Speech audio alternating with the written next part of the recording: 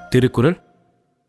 இருவரி கவிதை ஒரு பொருள் தருமே, இருவரும் இது போல இருந்தால் சுகம். நிலா. இரவினில் குளிக்கும் தேவதை இவளோ, வளர்ந்தே தேய்கின்ற வெள்ளை நிழல்.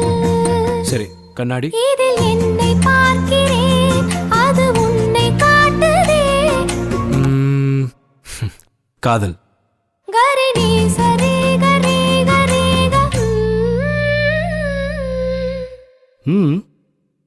நம் நான்கு கண்ணில் தோன்றுகின்ற ஒற்றை கனவடா. Wow, beautiful.